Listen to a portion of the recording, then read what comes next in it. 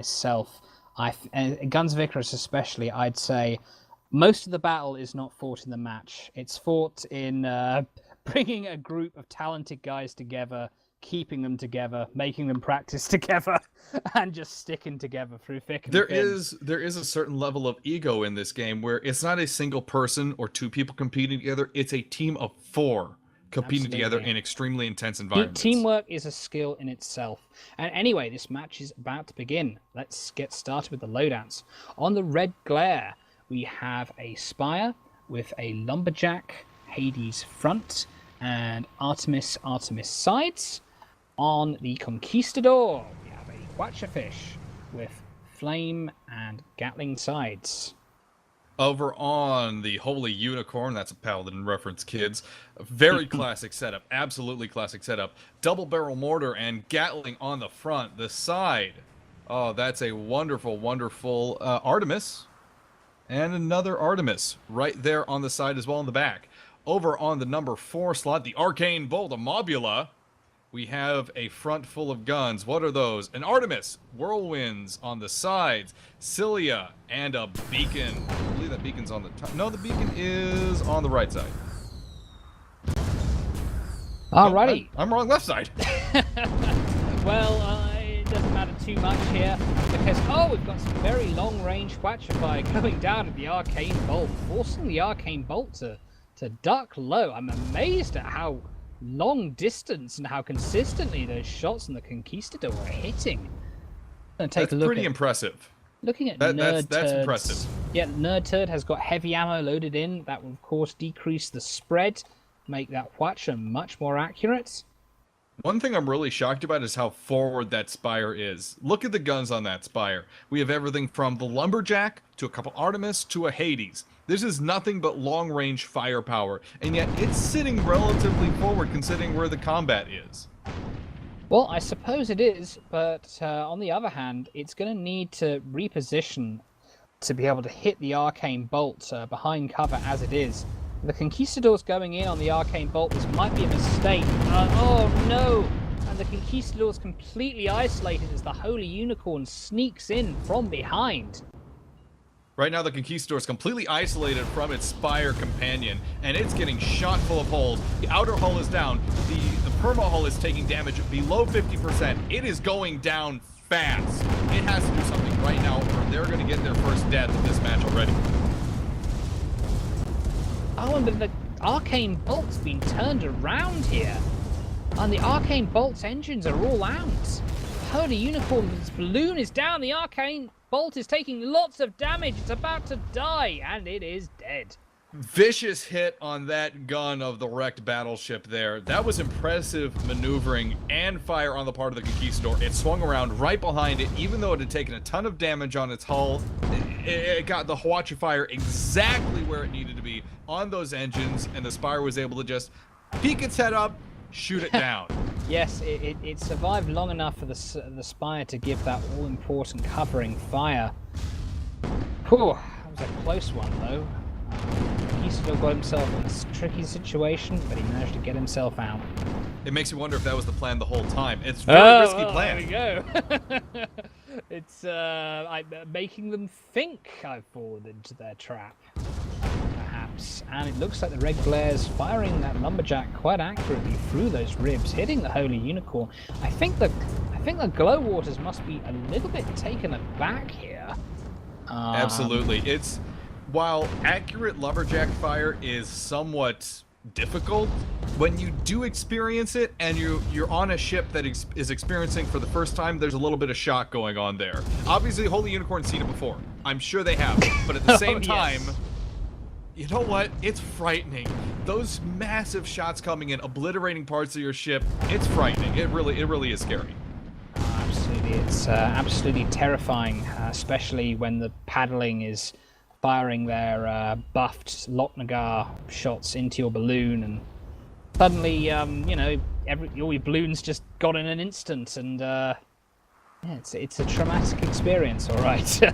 Anyway, the Conquistador long-range Hwacha fire again on the Arcane Bolt. It's not really doing very much, though. Yeah, I mean the first salvo was a really good, almost lucky shot from them right at the beginning of the match. I don't think it's going to happen again, and if it is, it's going to be based off luck. It's near impossible to actually aim those shots after about 300 meters out, maybe 250, and unfortunately, if they hang back like that, it's not going to do anything. But they are going in. They're moving in Hold now. the phone here, Leto. It looks like Arcane Bolt's charging in on the Red Glare with that double Gatling the Arcane Bolt's got. It's going to strip that Spire's armor incredibly quickly. A few Mortar shots will do the trick and finish him off. Mortars aren't particularly well timed. I think the Spire needs to get... Oh, never mind. Spire's not doing anything. It's gone. That was very well timed charge, very well timed flank by the Glowwaters, waiting for the Spire, waiting for the Conquistador to get overextended, and they just charged that squishy little Spire. And the Conquistador should not even be considering engaging the Holy Unicorn at this juncture. This is a terrible idea. They want to show they have cojones or something like that, I guess. But the Mobula's coming up right behind it. It's unleashing. Oh my god! Well, I said it was a terrible idea. Did they listen? Yeah. Apparently not. Now the red glare is outside of Cloud. It is completely exposed. Perfect firing lane right now for both the Mobula and the Pyramidion. Holy Unicorn and Arcane Bolt are just going to destroy it unless it does something right now. Well, Conquistador's got a very good spawn to support here. And I think with a little bit of maneuvering, the Red Glare can get itself into cover as the Conquistador goes over the ribs. Conquistador firing some Gatling. I'm not sure. We're going to see Hawachi here very shortly. There it goes. Hawachi's going out. No very little disabling effects. though. Absolutely no effects. And the Unicorn Arcane just free Gatlings there, tearing the armor to pieces and just shredding that poor little Spire. Conquistador is going to engage 2-on-1 basically, and this isn't going to work. We know what happens with this. They need to get out of there right now. The Arcane Bolt, the Arcane Bolt is a very heavily armed setup, extremely heavily armed setup. And the Holy Unicorn, classic Pyramidion, grenade launcher, and now a buffed, for the moment, Gatling in the front. That's going to rip hulls apart. That's just going to destroy hulls. Arcane Bolt in tricky position though. The Red Glare got a good spawn, it's got good few Lumberjack hits on, they've got some Artemis hits on as well. The armor's down, Arcane Bolt needs to get a little bit further and zone out the Red Glare's fire. Can he do it? If anyone can do it, Graphics Dirty can as they get behind cover, probably saving the Arcane Bolt's life here as the Holy Unicorn continues to fight with the Conquistador. The Holy Unicorn, though, is coming back. They're probably going to try and charge the Red Glare 2-on-1. They will tear its armor apart just like they've done before. I don't think this even needs to be a 2-on-1 for the Holy Unicorn. They could have done this on their own. Obviously, they didn't want to. It's not a safe choice. But with all those front guns pointing at a single Spire, the Spire isn't going to last long. And the thing is, the if you're going to fly a Whatcherfish, you need just such perfect, picture-perfect teamwork and coordination with your ally. And that's not what we're seeing here. If you're going to be the Whatcherfish, you need to disable one ship, disable the other, keep the other team disabled so your partner can do the damage. But that's not happening. The Conquistador's armor's been stripped here. We're going to see the end game here. Conquistador's going down so fast. Arcane Bolt has nothing but buckets of ammunition to give it right now, and it's giving it all. Conquistador's descending and into its own death. That's it. I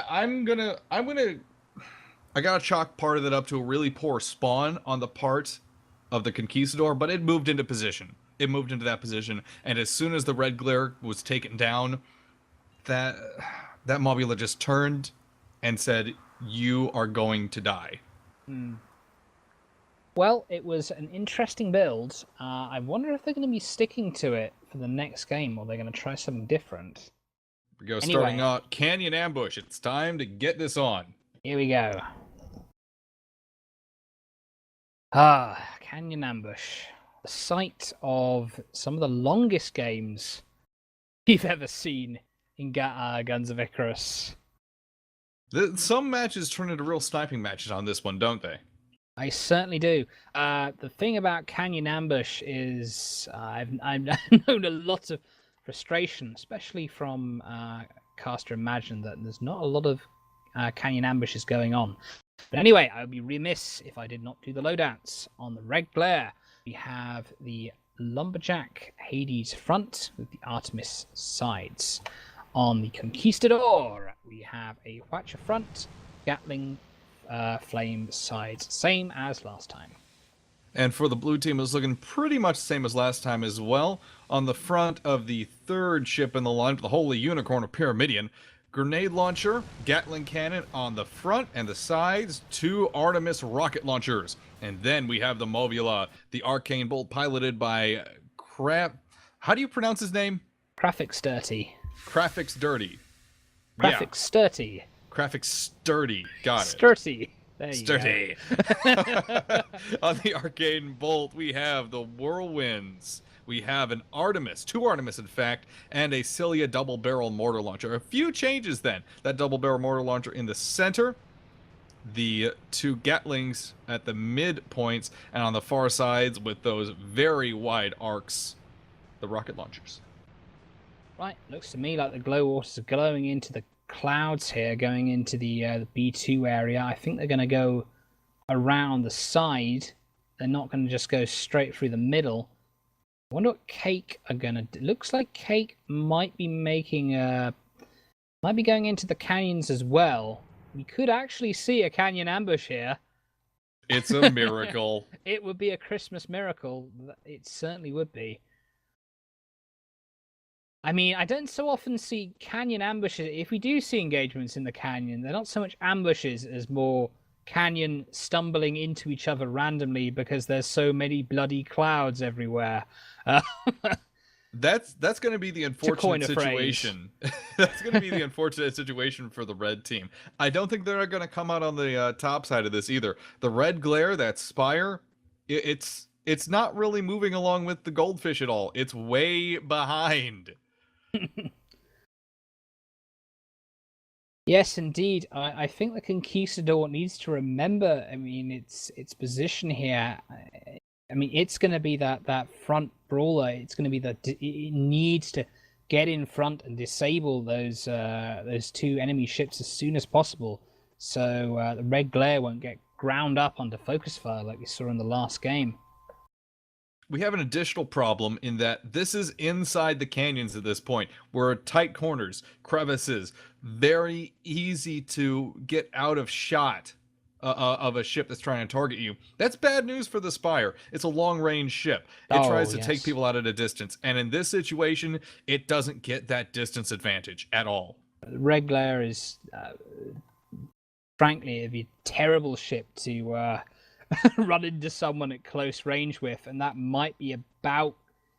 could be about what's going to happen. But it looks like Cake they've got the rear.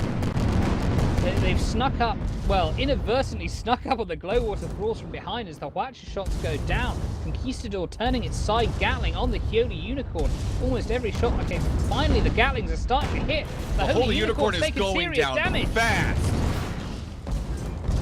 Oh my goodness, the it's Conquistador's taking a lot of damage as well, and it goes down under the sustained focus fire. The Mobula was able to turn itself around very quickly, but the Holy Unicorn is still under pressure. Oh my goodness! Quick fire from that Spire takes it out, but now it's Mobula versus Spire. Oh, that red glare's got to start backing up right now. If that Arcane Bolt gets close enough to zone out, to get inside the arming time of that Lumberjack, the red glare does not stand a chance. Oh, Arcane Bolt is gliding down. I don't think unfortunately for him, he's got Drogue Shoot. He's got Moonshine. Brutal. He should have been using bloody Moonshine, but he wasn't. And now the Arcane Bolt is being annihilated. Boom. Unfortunately for the Arcane Bolt, that focused fire from the Spire was so immensely heavy. Extremely, extremely accurate Hades use. I don't know who was firing that Hades on that Spire, but I want to shake their hand. Immensely good use of the Hades. Great use of the Lumberjack. Dr. Thorpe obviously knows what he's doing with that weapon. Very, very happy to see that. Red Glare took the right course of action. He backed off, but went as low as altitude as he could to follow down the arcane bolt and just drive it right into the ground. And I think, though, I mean, it was as much luck as anything else that basically Cake managed to win that engagement, though, because they did sort of stumble into the Glowwater Thralls' rear flank there, catching them completely off guard. That Pyramidion had to turn a complete 360 to get in the fight there, and so did the Mobula. It was only by the fact that the Mobula was able to turn its guns as quickly as it did, and the Pyramidion could wake up from being blindsided like that they actually killed that goldfish. And yes, I know I just said 360 there. I meant 180. So don't bother pointing that out, people on the chat. I didn't say anything. Didn't say anything. Well, I know these smart Alex on the Twitch chat. They'll you have to watch them. You have to be very careful about them. Oh yes, absolutely. Oh, I just saw Refburn logging in. He likes to write. I'll have to warn you about him. He likes to write slash fics about casters. I don't want to know. I spend enough time on Tumblr. Right. Okay. Well, let's set this about is, that. This is going to be a very nasty situation, I think, for the goldfish once again. Cake. What are you doing, Cake? Cake. That goldfish is all alone. The arcane bolt is going to eat it for dinner. Oh, its permahull is already exposed. Oh my goodness. Why? Why? There was absolutely no reason for the goldfish to be there and the spire to be there. No reason at all. Accurate fire coming in from the spire, but they are close up to those ships. I don't like the looks of this for the Red Glare. No, Cake have just completely thrown away the advantage they had. Completely thrown it away.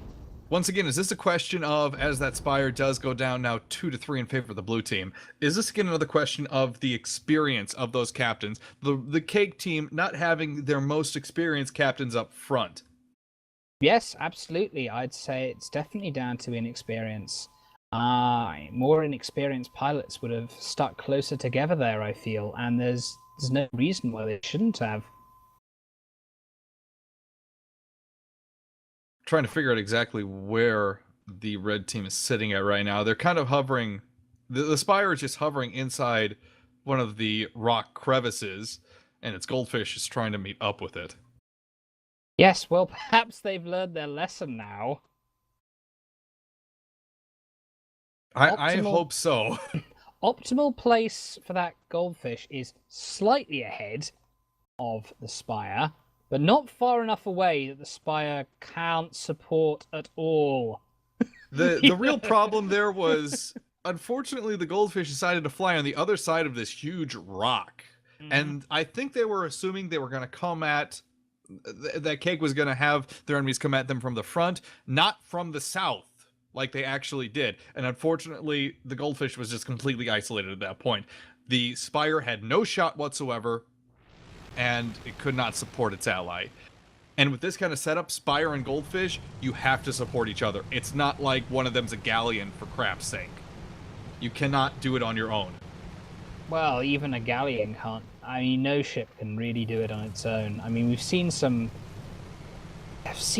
of miraculous times, 1 or 2 miraculous times where ships have survived a 2-on-1 situation, but that's Jesus walking on water kind of thing, you know, in the level of miraculous rarity. It does Red Glare happen. is sighted now, trying to figure out exactly what the blue team wants to do. Pyramidion swinging around the rocks with the Mobula well in tow. The Mobula firing with its Artemi on the Red Glare, trying to take out some of those guns as the Pyramidion comes in under the cover of clouds. The Pyramidion not spotted yet. I like this. I really like this. The Conquistador blocking the spire, but the Holy Unicorn basically ignoring the goldfish, going right through for a ram. It looks like on the spire. The ram connects. Bam. Great maneuver magical. There by the Pyramidion. A great choice. Use the cover of clouds to charge the spire. Now the Conquistador's in a 2-on-1 situation. I think the series is over. I mean, how powerful was that great choice on the part of the Holy Unicorn and its captain? Fiasco total. I mean, he came under cloud cover, saw the conquistador in front of it, but said, "No, I'm going to ignore you." Absolutely, it was the right choice. Definitely instinct for, I think, a veteran pilot. If you're flying a Pyramidion, just go right past the Watcher fish, right to the damage dealer, right to the weakest ship, the Spire, and take it out. And anyway, Spire on any team is just a rich, meaty target. If you can't protect your Spire properly, it goes down so fast. Well, it's a skinny target that just wants to get picked on by all the high school bullies